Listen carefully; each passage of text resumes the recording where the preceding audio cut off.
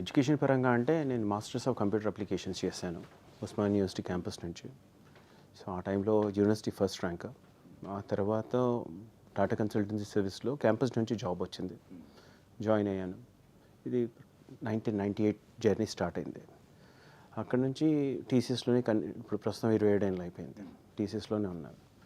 And ప్రతి స్టేజ్లో నేను చూసింది ఏంటంటే టీసీఎస్లో ఎంప్లాయీస్కి మంచి ఛాలెంజెస్ ఎన్వైరన్మెంట్ ఇస్తుంది, మంచి టాస్క్స్ ఇస్తుంది, మంచి ప్రాజెక్ట్స్ ఇస్తుంది. దాని ద్వారా నాకు దోహదపడింది ఏంటంటే కంటిన్యూస్గా కొత్త టెక్నాలజీస్ నేర్చుకొని దాన్ని అప్గ్రేడ్ చేసుకుంటూ కస్టమర్ ప్రాబ్లమ్స్ సాల్వ్ చేసుకుంటూ ముందుకెళ్ళడం అలవాటైంది. ఏ టెక్నాలజీ కొత్తగా వచ్చినా దాన్ని అడాప్ట్ చేసుకొని దాన్ని ఏ విధంగా కస్టమర్స్కి హెల్ప్ చేయొచ్చు అనే ఆలోచనతో ముందుకెళ్ళాను. కాబట్టి కంటిన్యూస్గా 98 నుంచి ఇప్పుడు 2026 వరకు మైక్రోసాఫ్ట్ టెక్నాలజీస్ మీద ఫస్ట్లో పనిచేశాను. దాంట్లో బాగా ఎక్స్పర్టీస్ వచ్చాక పర్ఫార్మెన్స్ ఇంజనీరింగ్ మీద పనిచేశాను. అంటే అప్లికేషన్స్ పర్ఫార్మెన్సెస్ ఎలా ట్యూన్ చేయొచ్చు, ఆప్టిమైజ్ చేయొచ్చు.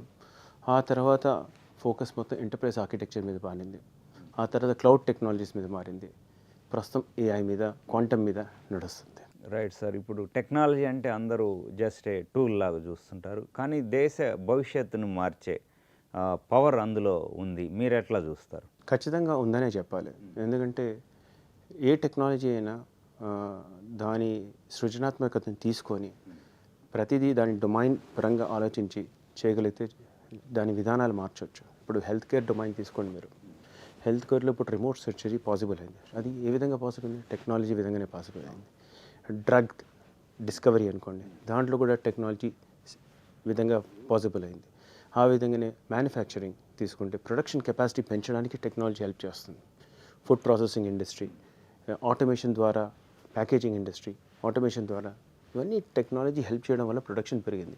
ప్రొడక్షన్ పెరగడంతో దాని వాల్యూ పెరుగుతుంది, కస్టమర్స్కి అందుబాటులో అన్నీ వస్తాయి, లేకపోతే స్కేర్సిటీ ఏర్పడుతుంది. సో ఖచ్చితంగా టెక్నాలజీ హెల్ప్స్. Right sir. ఇప్పుడు ఆటోమేషన్, ఏఐ ఒక సునామీ లాగా దూసుకొస్తుంది.